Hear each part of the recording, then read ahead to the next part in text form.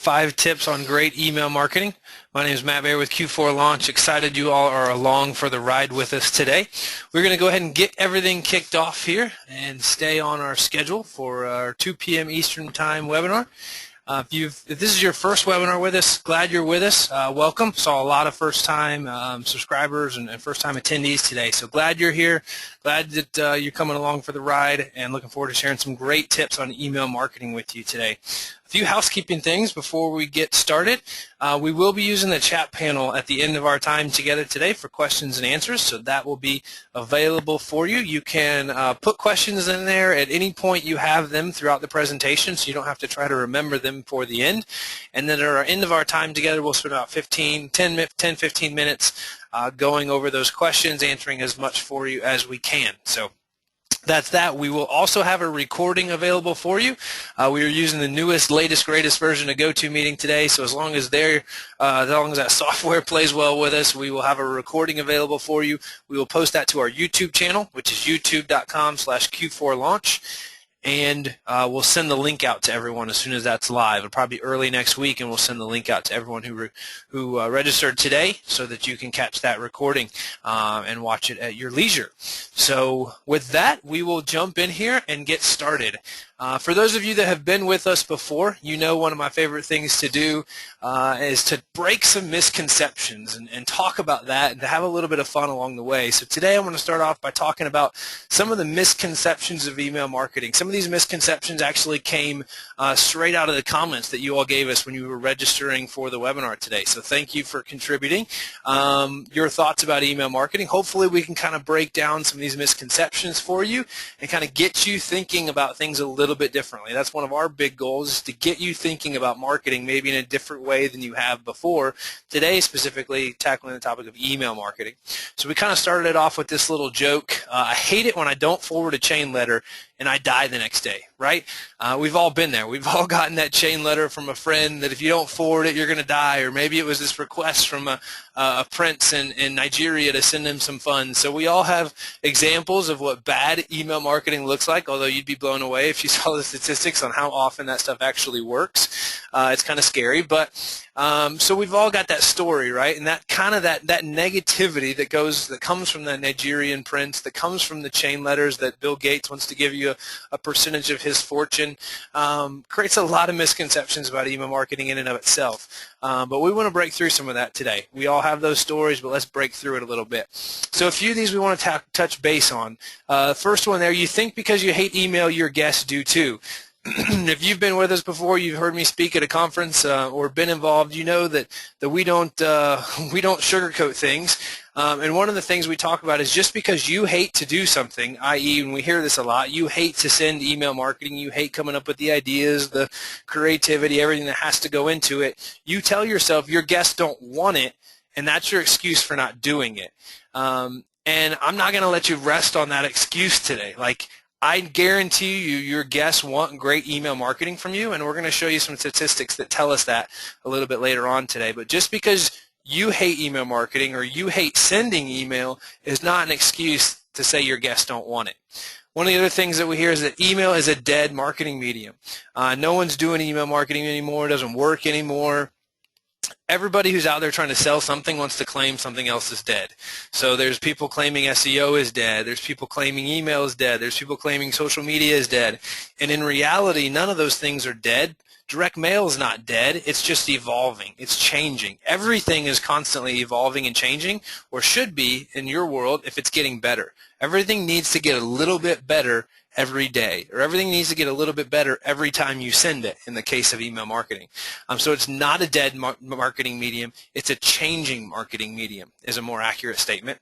One of the other misconceptions, I should only email my guests quarterly, which goes back to frequency and how much they want to hear from you. And we're going to break that misconception on our webinar today, but that's not the case. I can tell you that right now, and I'll have statistics to prove it. Email marketing doesn't work. Something else that we hear. Again, statistics prove that it does work, and I'll show you that. And I show a lot of people that in their own statistics, but they don't know their analytics or their statistics well enough sometimes to see it working. And then email marketing is only for news, quote unquote news, which who knows how we really define that term news, but it's not. It's not only for news. It's not something that you only need to use as a piece of your marketing tool if there's breaking news.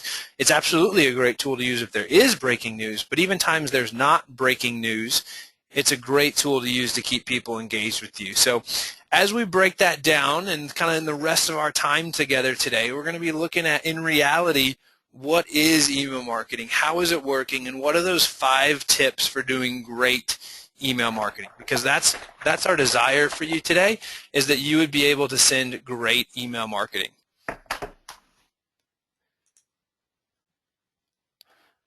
So let's keep moving along here and look at a few things.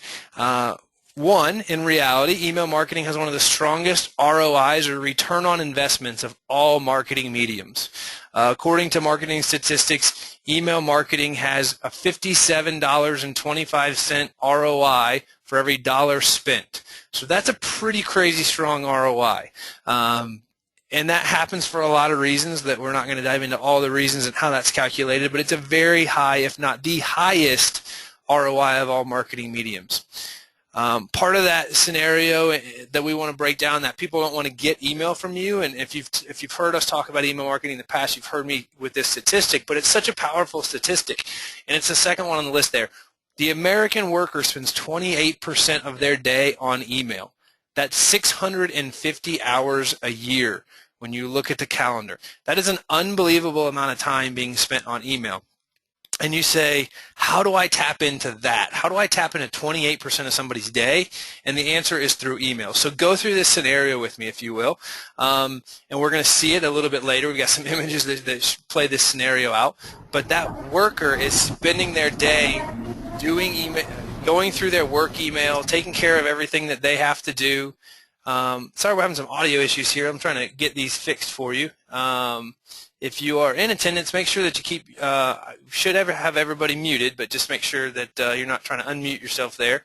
I'm not sure what's going on, so my apologies. But that American worker is sitting at their desk, they're getting all of this email about work that they have to do, and in pops an email from your property, from your destination, from your city, and it's talking about the experience that they had on their vacation to your place, right? It's taking them back to a better time than sitting at their desk doing email. It's giving them an escape in the middle of the day to go back and reminisce about that great experience they had staying with you.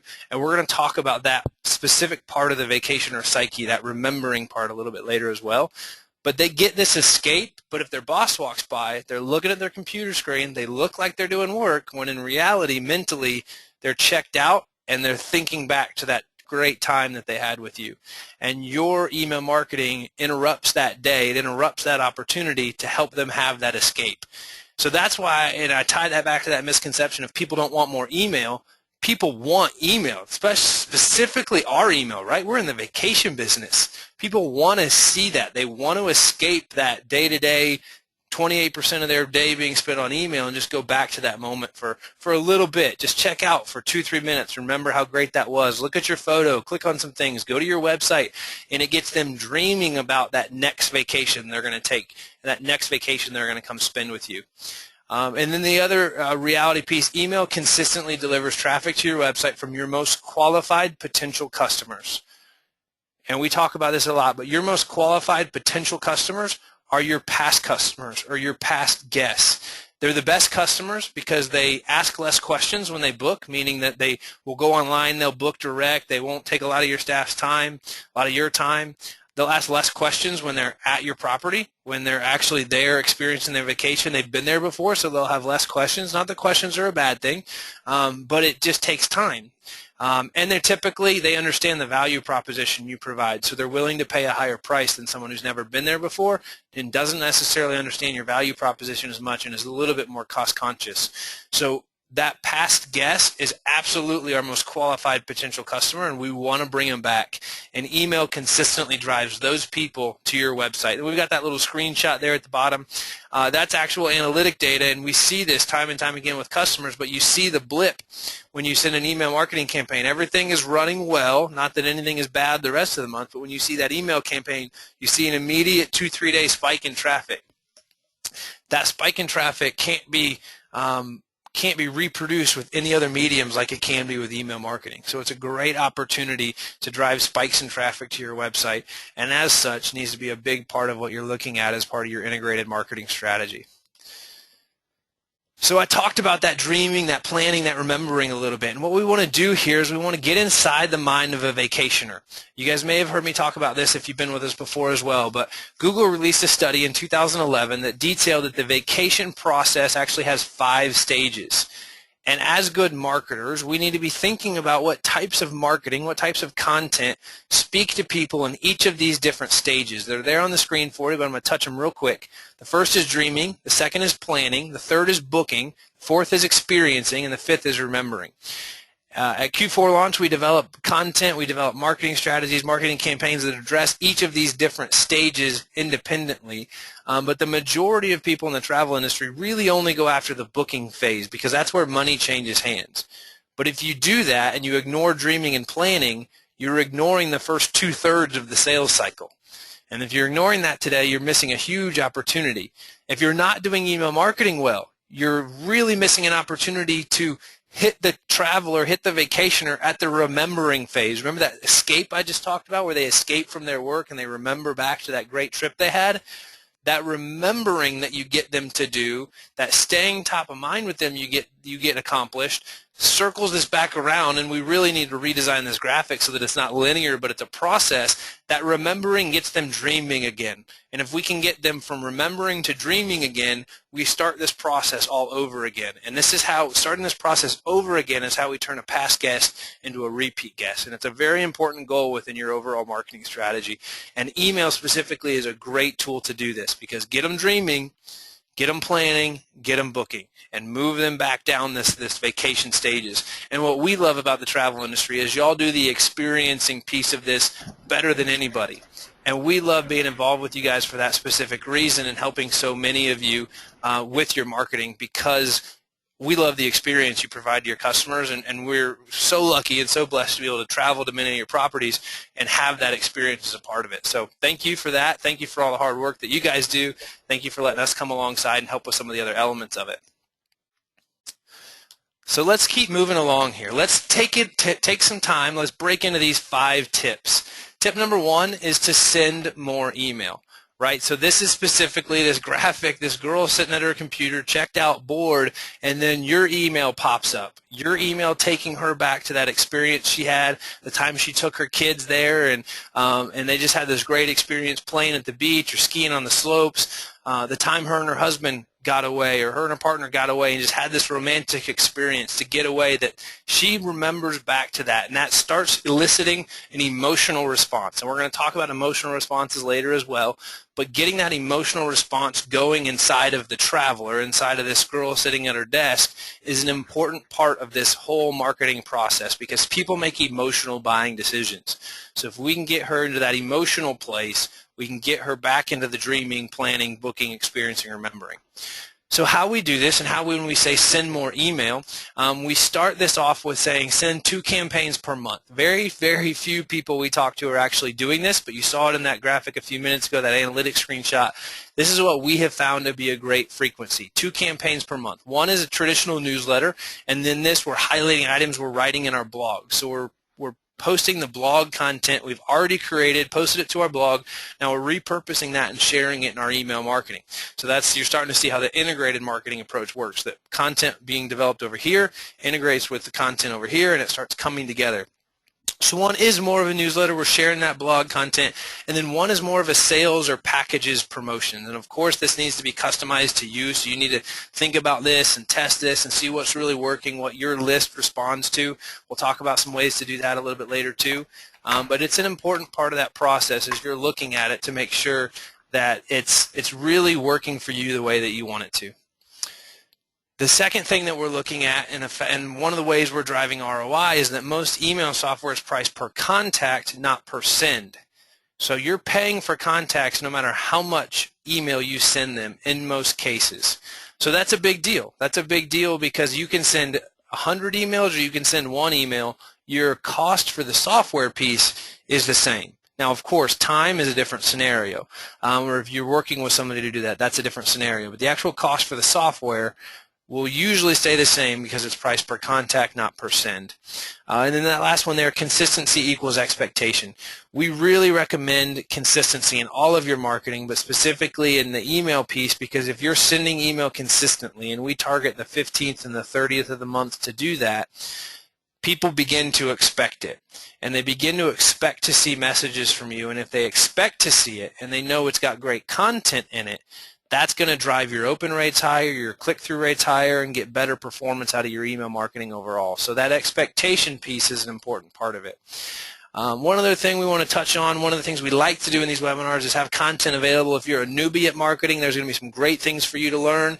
There's going to be some things that may be over your head as well. But if you're a seasoned professional, there may be some things that we want to really hone in on for you as well. So with that in mind, if you're already sending 2 campaigns a month, you're a seasoned marketing professional, you're rocking at this, that's awesome, good for you, congratulations. You need to be thinking about some advanced segmentation. So looking at your database and segmenting that in different ways to send more relevant messages to specific segments of your database. And this gets a little bit more complicated, but it gets a lot more powerful too, because one of the big tools with email is the higher relevancy you have, the better it's going to perform. So by segmenting your database on interest or whatever, there's lots of ways you can segment it, location, different things, depending on the type of company you are, you can then get better relevancy, get better performance out of that. And then another advanced strategy to consider if you're already doing this is behavior-based marketing, and that's where if a member of your list takes a certain behavior, that triggers them to move into a campaign where they get some type of other activity or some type of other message from you. So you could have 4, 5, 6 campaigns all running at the same time based on behavior-based triggers. So think about that for your business. If you're new at email marketing, forget everything I just said. Focus on what's on the screen. If you're a seasoned professional, love to talk to you about behavior-based marketing and some of those trigger messages. Be some cool things for you to look at and play with there that we've had really strong success using for people that have larger databases and really have an opportunity to drive significant results with that. So let's keep sliding on here to tip number 2. Tip number 2 is to send better email. One of the things we hear a lot. Looks like I'm getting a message that y'all have lost audio. All right. Is anybody? A lot of people saying they've lost audio. Is anybody have audio?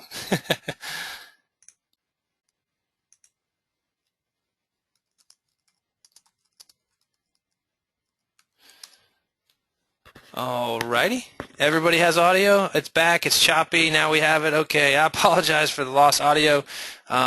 We may be having some connection issues here. Our internet people have had their truck parked out. AT&T or Comcast have had the truck parked outside of our road for about the last week. So I know they're doing work on our systems. We've had some issues. I apologize if the audio issues are playing through for you guys. I know we've had some internet connection issues. So my guess is that's what's going on. But tip number 2, send better email. Let's dive into that.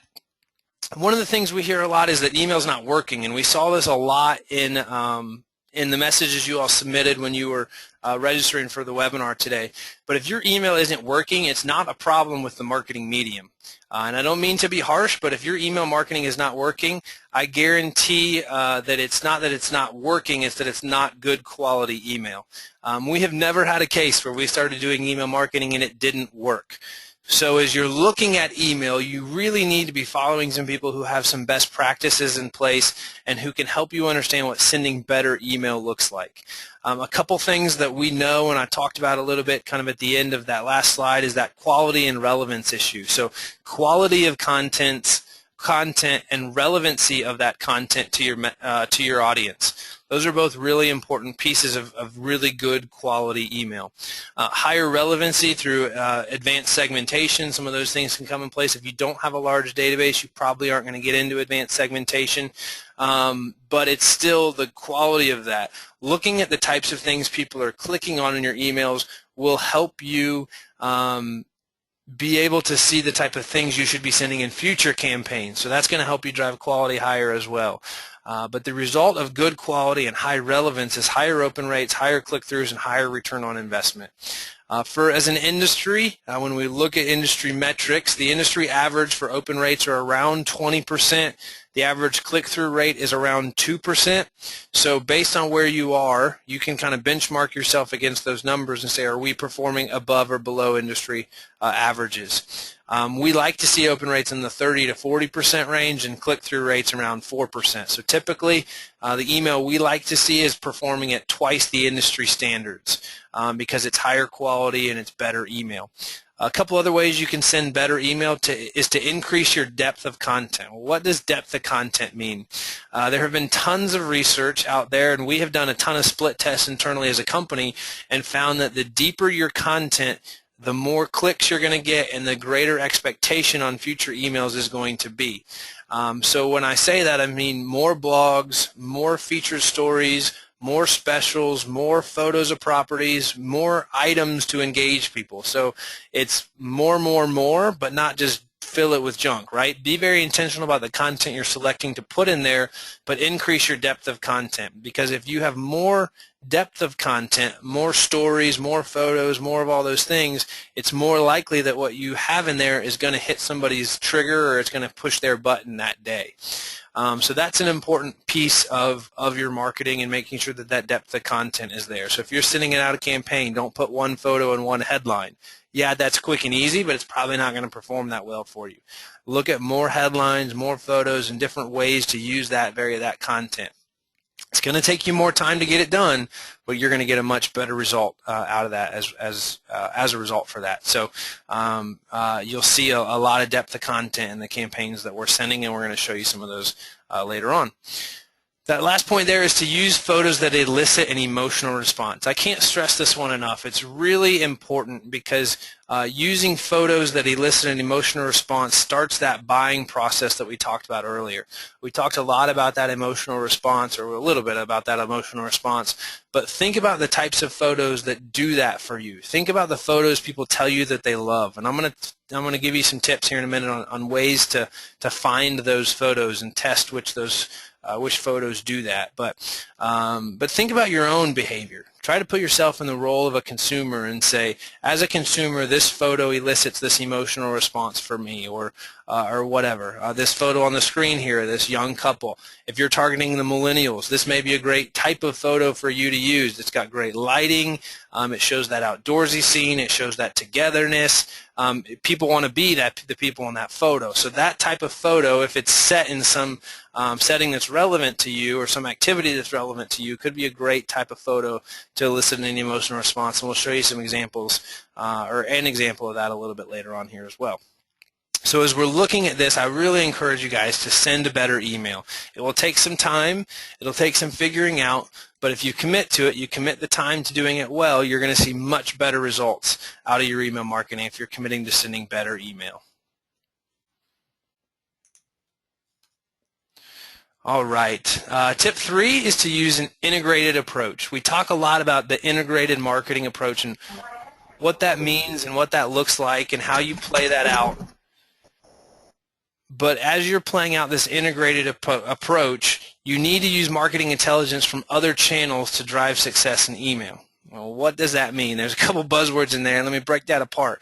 We want to use the intelligence we have, the data that we have from our other channels, i.e. our other marketing mediums, social media, our website, our blog, and we want to see the things that are working there to drive success in email. For example, we have a blog that went viral. You've maybe heard us tell the story before. A blog that went viral about hiking in the Napa Valley. That blog drove over 30,000 visits to a website for us in the course of a week. Because that blog went viral, we knew there were a ton of people interested in the topic. We knew it had a great photo because of what we saw on social media. We started using that blog in other marketing mediums that we were pushing out because we knew a lot of people were engaging on that topic. We knew it was high interest to a lot of people. So we used the marketing intelligence we were getting from social media to drive our email marketing strategy in that case. Another great way to do this is to use the photos that get your highest engagement in social media. So this photo here at the top of the screen is a photo of 2 empty chairs. You would be blown away by the emotional response you can elicit from people with 2 empty chairs. I would suggest every property that we work with has this iconic photo of 2 empty chairs in an iconic location at your property or in your destination. And I don't know what it is about the empty chairs, but people absolutely picture themselves in these chairs. If you put a glass of wine on the armrest, it takes it, even a step further. But being able to do that gets guests picturing themselves in that place, that beautiful, quiet, kind of countryside scene that we have here. We've seen some other great examples of it as well. But this was a lesson we learned from Mark and Matthew at Jumping Rocks. If you know them, they do a great job of this and taking this type of photo. A lot of other photographers do as well, but it really gets that emotional response. That picture says so much to me. It says a getaway, it says couple time, it says relaxation, it says just getting some time for ourselves to chill out. And that's going to start that emotional response we were talking about. Another way to do this is to split test photos in social media. So if you have a photo and you're like, I wonder if people like this photo or if it's a good photo, put it up in your social media and see the type of engagement that you get on it. The photos that you get high engagement on in social media are also going to get you high engagement on your email marketing. So if you're trying to drive click-throughs higher on an email campaign, use photos that are working really, really well for you in social media. The same thing is true for your blog. If there's a blog post that's getting a ton of engagement on your blog, of course, the only way you know that is if you're in your analytics regularly, so make sure you're doing that. But if you see a blog post getting a ton of engagement there, maybe it surprised you with how much engagement it's getting. That would be a great subject line for an email campaign. Use something similar to the blog title for your subject line, and then feature that blog post in your email. Make sure the photo is in there that's getting that response. And then, of course, because of depth of content, make sure you've got some other great things in there too.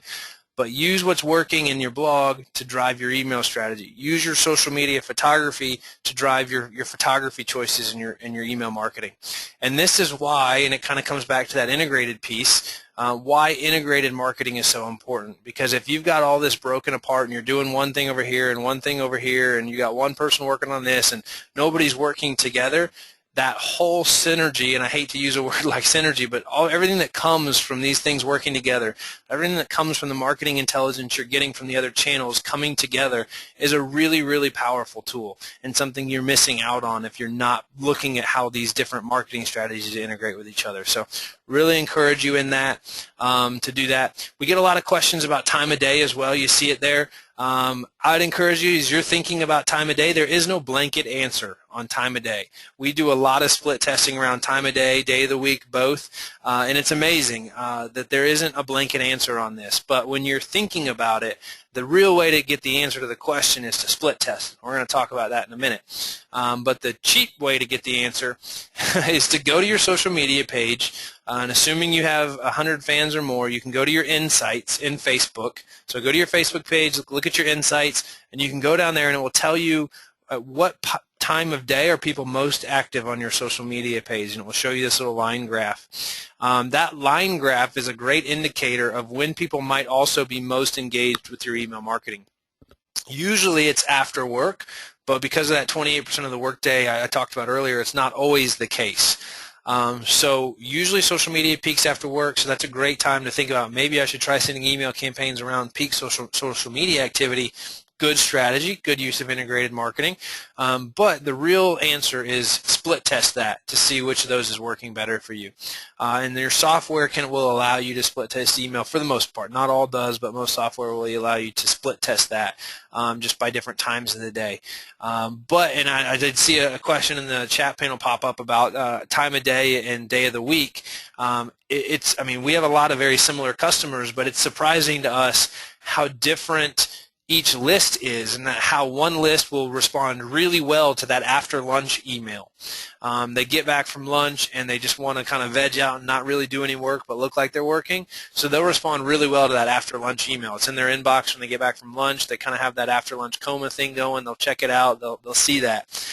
Some lists don't respond well to that. They respond really well to that 8, 9 p.m. email. They put the kids to bed. They're on their computer checking things out. They're on their tablets checking email, doing social media. But even for what look to be two very similar customers in different locations, that time of day varies quite a bit. And the only way to get the true answer is to split test it and go after that. And that's what we're doing for our customers, because we want them to get the absolute highest performance out of their email marketing, out of all their marketing channels, but specifically talking about email today. So really recommend that, which kind of spoiled this whole slide. But tip number 4, A/B test regularly. You would be surprised, and we say that there are surprising realizations hiding within an A/B test. We were surprised the month we went through and split tested a bunch of time of day. I was surprised that what to me were similar customers had such very different results from a time of day split test. So it's really interesting to see the results you get from split testing, but really to split test well, you have to focus on one thing, only changing one thing in a campaign, and then every time you send out campaigns, you're able to split test pieces of it. But A/B test as much as possible. Time of day, subject lines, personalization, photo choices, so much of that matters to the success of your overall campaigns. And one of our beliefs as a company is plan it, do it, check it, adjust it, which ties back to get a little bit better every day. And A/B testing is one of those ways we get a little bit better every day, and we recommend the same thing for you. Don't fall in a rut with your marketing and just say, well, I got to get this out the door, so I'm just going to push this out. Really take some time to do it well, and part of that is A/B testing regularly. And we've got these two photos on the screen here as an example of A/B testing, because these photos are verbally are the same almost, right?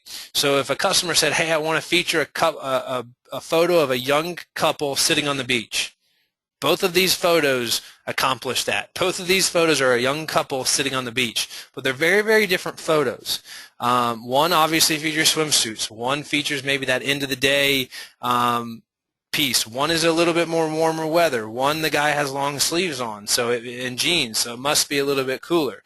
So there's a lot of differences in these two photos, although you could find this in stock photo libraries. Yes, that'll meet my needs. And I wish I did. I don't have crazy results for you to tell you about this great test we did with these two photos. It'd be cool if I did. Maybe next webinar we will, but what I want you to take away from it is something that's seemingly similar can be dramatically different, because your users, your customer may gravitate to one of these two things.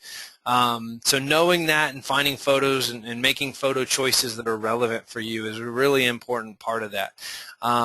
And the photo choice is very important, because that photo choice starts eliciting that emotional response, which starts leading to the click, which starts the whole dreaming, planning, booking, experiencing, remembering process all over again.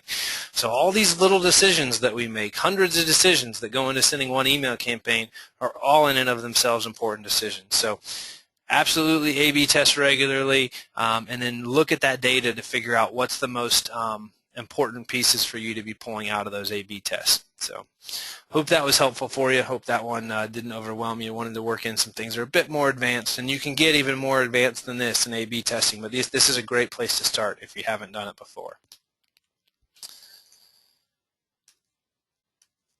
All right, tip number 5, track and analyze everything.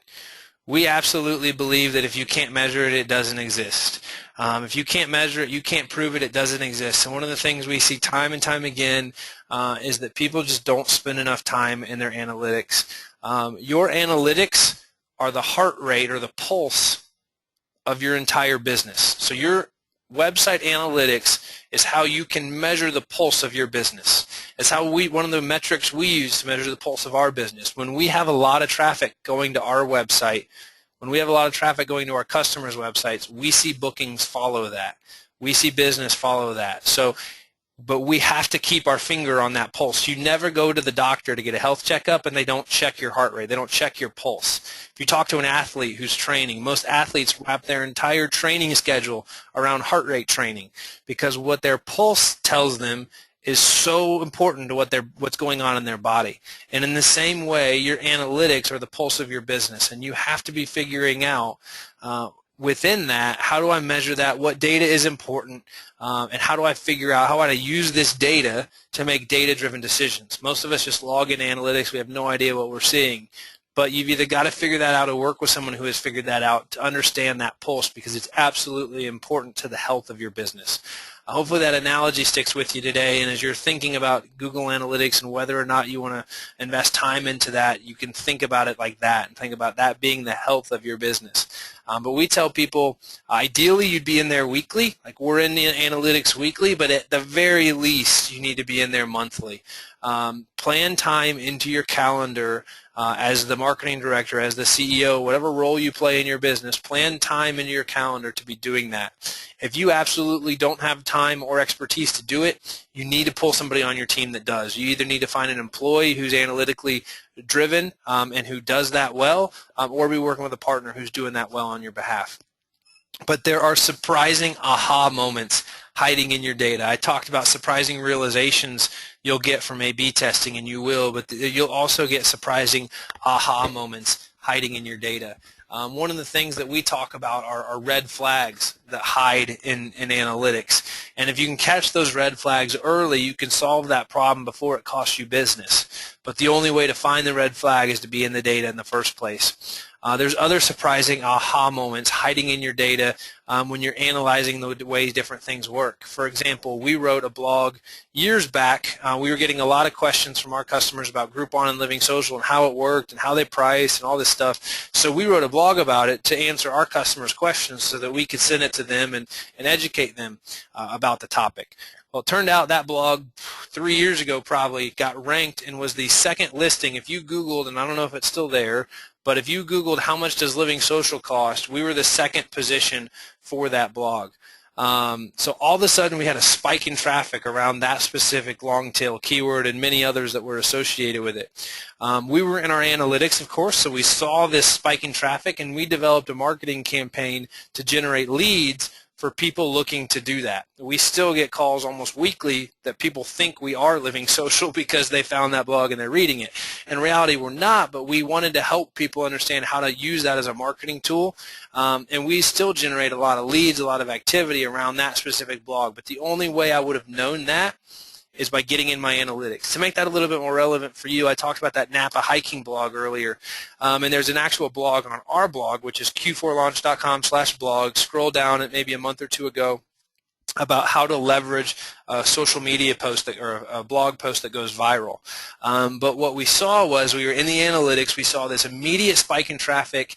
Our marketing director jumped in to figure out what blog that was, what happened, what's working here, and then we set into motion a sequence of events based on the success of that blog.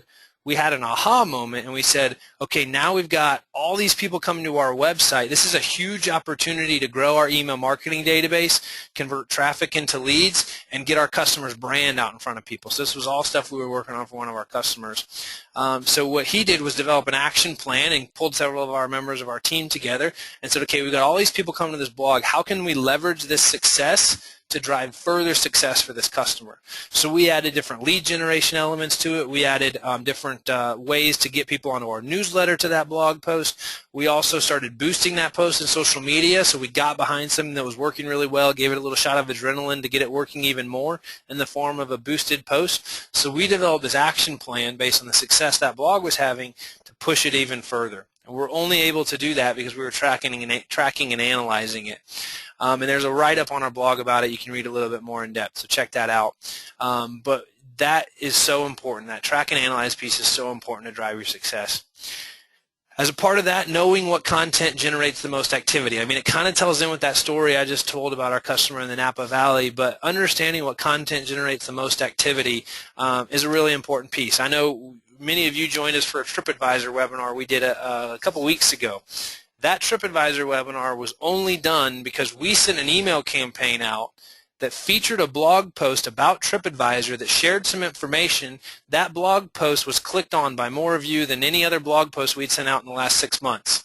So we tracked and analyzed that, and what that told me and told our marketing director was, hey, we've got a lot of customers and we've got a lot of people in our database that have questions about TripAdvisor they're trying to get answered. So that led us to put together that webinar to help you guys out in understanding what TripAdvisor is and how do you, well, not understanding what it is, of course you understand what it is, but how to use it and all these different elements that go into that. So that's a great example of understanding the content that generated activity. We then created a kind of a spin-off marketing strategy based around that to help you all out with your marketing, with your TripAdvisor strategy. And in that same way, you're able to use content for your blog, whether it's hiking or if it's whatever activities are popular in your area, zip lining. If you see a spike in activity around that, you can create packages, specials, email campaigns, social media around it. You might do AdWords campaigns around it. You can create all these marketing strategies because you see one thing working, i.e. you get your customer to identify that they're really interested in something, and if you know your customer's interested in it, that's a great opportunity to create more content just like it, and that's going to drive your performance higher from a marketing perspective. As you're tracking and analyzing, everybody talks about open rate and click-through. We talked about it earlier. We talked about some net metrics to compare yourself to. That's great, and those are very important, and you need to analyze those things. You need to see what's working, what's not working. But don't forget that one of the big objectives for email marketing is just to stay top of mind. You know, I get asked for travel suggestions quite a bit because a lot of my friends, colleagues know I work in the travel industry a lot. So a lot of people say, Matt, if you could go anywhere within 3 hours of such and such city, where would you go? And I'm able to point people to many of your properties and tell the amazing experiences I've had there. But one of the best ways that helps me do that is when I get email from your properties talking about experiences that you're having. And those emails help you stay top of mind with me, and then I end up referring your properties, your destinations to people that I know. And that's cool, that's great, that's my story, but that's the story of your customers. Your customers have had an experience with you, they love you, they have loyalty to your company, they have loyalty to your destination, but you've got to do the job of staying top of mind to get them to refer you. It's not that they don't want to refer you, but you've got to give them a story, you've got to give them that top of mind awareness to make sure that they are referring you, and that responsibility falls on you. So track and analyze everything. It's really important, but don't forget at the end of the day, just staying top of mind is valuable too. Just having your name pop up in somebody's inbox, even if they're too busy today to read it and actually understand it, it's still valuable. There's still value in just being top of mind with somebody. So that's an important piece I want you to think about as you're working on email marketing. That same thing plays true in social media and other mediums as well, but absolutely be looking at that as a piece of your strategy, a piece of your success, and the value of staying top of mind. So we want to look at a couple case studies together here today. We're going to look at one potentially bad case study and two good case studies. We're going to do this pretty quick. This is one case study we would say is not so great. This is somebody that I follow. This is a resort near my house, actually about 4 miles away, so somewhere I always consider a staycation. I also play golf at their golf course a decent amount, not as much as I'd like, but a decent amount. But this campaign is an example of a fail to me. We've got this beautiful photo, right? That photo does a good job of potentially eliciting an emotional response, but they've used this huge banner over the photo which immediately draws your eye away from the beautiful quality of the image and into those red banners over the corner of that photo. So that's a potential fail in my part. We don't like covering photos, especially the sunset part of that photo. Really key piece. The other big thing that jumps out at me here is there's no clear calls to action. There's no big buttons. Statistically, people will click buttons over anything else in an email campaign. So you need to be using buttons in your content because it helps the customer understand what should I be clicking on. They've used some text links here and they're underlined and they're bold, so that's helpful because that tells your customer that you can click there, but there's not a big button standing out on it. There's also no real clear headline. We have started a new Easter tradition at your island resort at the top, but there's no clear headline here in the main area. So they're really pushing this $99 per night in a boardwalk guest room. That's a great headline for people that are price sensitive, that are pushing this kind of Easter escape and what's traditionally a bit of an off season for this resort. That's also a really strong rate. So a really strong rate for this property. They probably need to be giving it more attention, using larger fonts, maybe a button, but really styling that up a bit more. So some significant opportunities here. The other thing is the depth of content is not very good. This is a very shallow email, and if the only purpose of this email was to get people to book a $99 room, that's okay. You can have a shorter, shallower email in that case, but there's actually a lot of things they want you to do in this campaign. There's a $99 per night, there's a $199 per night call to action, there's a 2 players for the price of 1 golf call to action, there's 10% on spa call to action, we're speaking to a lot of different people here. We're speaking to guys, we're speaking to girls, but we have no visual to pull you in. So we're forcing you to read our text. If I open this up quickly and I see this beach scene, I say, okay, that's not me, $99 per night, I live 4 miles away, I'm not going to go stay there.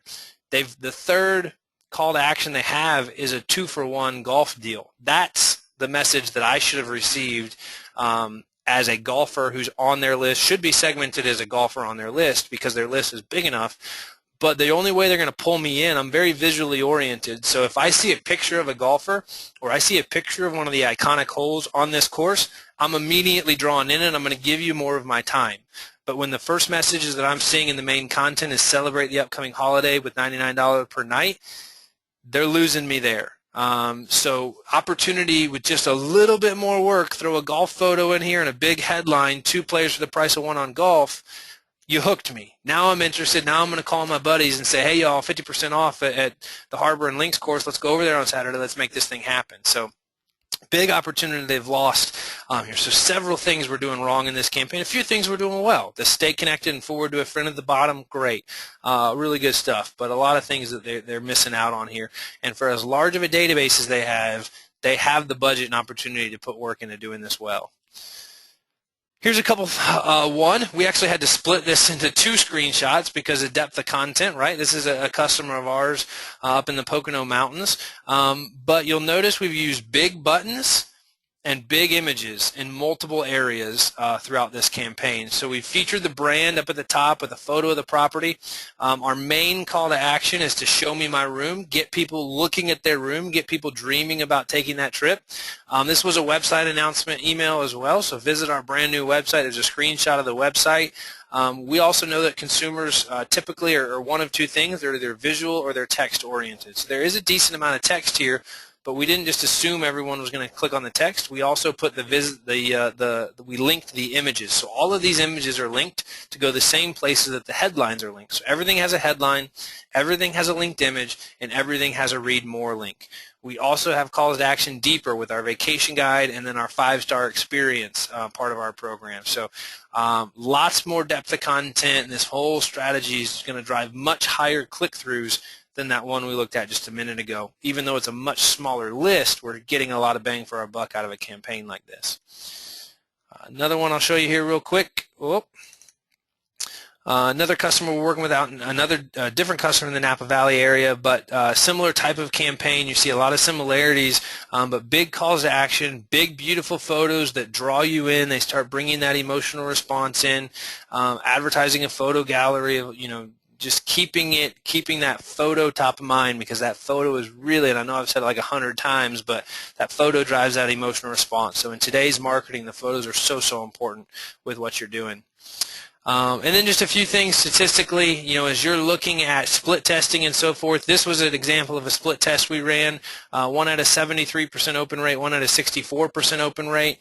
So then the 73% open rate email won, and then the rest of our list got that full email. So lots of different things going on there. Don't want to spend too much time diving into that. But want to kind of spend some time recapping here before we move into our Q&A time. So if you have questions, go ahead and start popping those into the chat panel. One of my pet peeves of going and hearing somebody speak or going to a webinar is that you kind of come away with your head swimming of great ideas, but feeling overwhelmed and like this is all really complicated. If you've been with us before, you've probably heard me talk about that. But one of the things we do, and one of our core values as a customer is as a marketing provider, is to help you walk through this, maze and say, okay, this is where I start, but where do I go from here? Am I turning left? Am I turning right? So that you don't feel like you're out there on your own. Marketing doesn't have to be complicated. So if you want to learn more, if you've said, Matt, I'm with you, I'm loving this, but how do I take that next step? Your immediate next step might be to request a free 30-minute consultation from somebody on our team. We'll go through your Google Analytics with you. We'll show you where email marketing has worked for you before. We'll help you benchmark yourself against people in the industry, statistics that we see industry-wide, so you know if your email is performing well, underperforming, or kind of in the middle of the road. We'll also answer specific questions for your business that we can't answer here today, or that you may not want to ask in front of an audience like this. And we'll also make recommendations for your email strategy. So it's totally free, 30-minute consultation. A lot of people take advantage of these, so it's kind of a first-come, first-served basis, and we'll follow up with you to set that up and get you some of this information. But if you have questions, we absolutely want to see you succeed, so this is a great next step to do that. So after our time together, I'll be sending out an email to everybody just kind of recapping that, and you can respond if you're interested in that email. But I really encourage you, if you're excited about what you learned today but wondering where to go from here, this is a great next step for you, and encourage you to take advantage of that. And our team will get that set up for you. So with that, we want to spend some time diving into questions. We have answers, but more importantly, we have solutions for the problems that you're facing. So let's dive into some of these questions and see what we can pull out. Give me a sec here. We've got quite a bit popping into our chat panel. So let me see what we've got here. Gonna get through the the part there where we're having audio issues.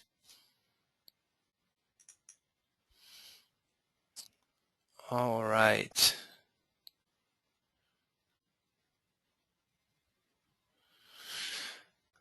Okay, here we go. All right, question from Gordon. We are brand new in this industry.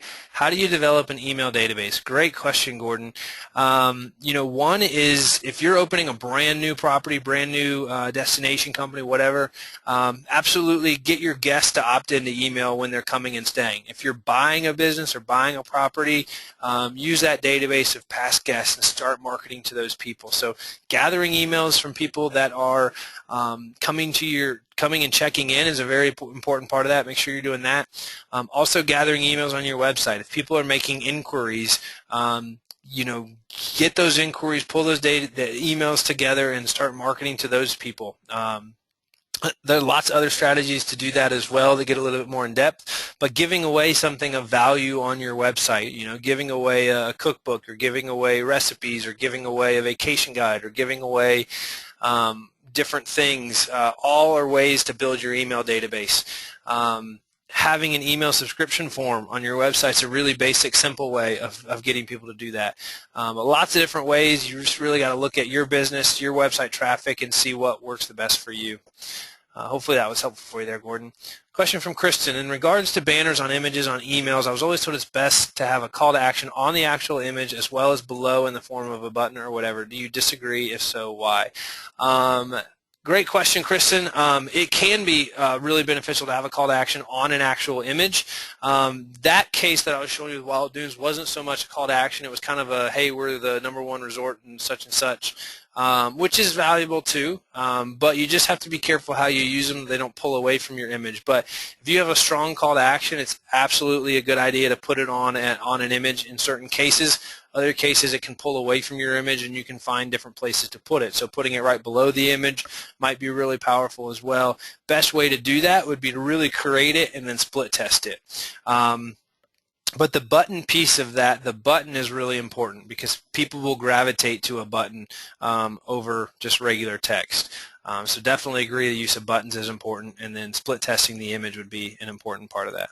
So question from Emily. When we send an email, we pull addresses from our software so we can pull out anyone who has an existing reservation during the time of the sale. So how do I segment within our software, or how do I make it work to segment within Constant Contact and be able to pull out people who don't want to get email because they booked at full price during a sale week? Great question, email, and great question, Emily, and definitely a faux pas you might run into if you're promoting a sale to someone who has already booked and they paid full price. Nobody likes to hear that. So that's a great way to do it.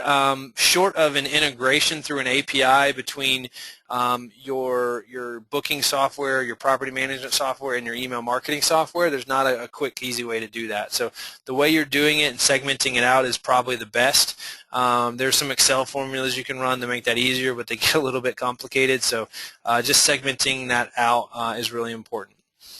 Nancy, question on how do you install a read more button?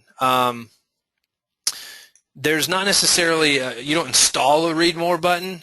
You would, assuming you're talking about email, you would just add that content to your email campaign. So you would just either, some of them have button creators built into them. Some of them you could create a button somewhere else and upload it as an image. Some of that you just see text, and you can just use text that says read more. But all it really is either uploading an image, creating a button, or adding text that says read more, and then you link that to where you want them to go on your website. So hopefully that answers your question there, Nancy. Question from Sarah. I've been told people that don't read and to make emails very short with great photos and links for explanation. Is that advice wrong? It's right in the sense that people don't read a ton, so using headlines and images is really important, but you shouldn't necessarily make them really short. The short piece, I would say, is wrong. The people don't read piece is right. So finding ways to use photos and headlines to get people where you want them to go is most important. So hopefully that was helpful. Question from Janet. If an event is not booking, i.e. a cooking class, does it appear desperate when you do an email with a discount last minute? Not at all. You know, Janet, people expect last minute discounts. They expect that sometimes if you hold out for a last minute deal that you can get a better price, and sometimes it ends up selling out. People are used to that with yield management being done by major hotels and airlines and everybody else. People don't necessarily love it from a perception perspective, but that discount piece for the last minute booking, people expect to see that. As Emily said earlier, if you're going to do that, I would just try to segment out people that have already paid for full price so that they don't get upset. Because if they've paid full price and now they see it come out as a discount, they can tend to get fired up about that. So that's something you got to kind of juggle there. But no, it doesn't appear desperate. I think a lot of times we fall into this problem of we assume people are going to think we're desperate if we offer a discount, when in reality you just have to message it properly, and people don't think you're desperate by wanting to fill the house or fill your properties or fill your classes. So great information. I mean, we gave this webinar away for free today, so you can't get any more discounted than that. But we're absolutely not desperate for anybody to attend it. If you want to attend it, that's great. But it's just out there to help you. So I know it's a bit different, but don't assume customers are going to think poorly of you just because you discounted. Question from Nancy: how often should we send a newsletter to guests? We recommend sending email campaigns twice a month. We want to get out of this message of calling it a newsletter necessarily, because that's kind of boring. Like, I don't want to read another newsletter, but I am interested in seeing what's going on, the campaign, things like that. So twice a month is the answer. I'd stay away from using the term newsletter if it's actually facing a guest, like not using that term to your guests. So that's all the questions we have. I think there were some way up in the chat panel, but it's taken a little time to get to it. We're also kind of out of time today. It's 2:58, so we want to respect you all's time. We will wrap up here. If you have any more questions, please, by all means, email me. My email is on the screen there. Happy to answer those. Call us. We'll be happy to answer your questions as well. And request that 30-minute consultation. If you have in-depth questions, that's absolutely the best place to get your questions answered. So thanks, everybody, for your attendance and participation, all the great questions. Apologize for the audio issues there, kind of throughout the middle. Glad we got those sorted out, and everything was hopefully worked well for you. We'll get the email out to you with a copy of this recording as well. Thanks, everybody. Have a great rest of your March 11th, and make tomorrow a great day. Thanks, y'all. Have a good one.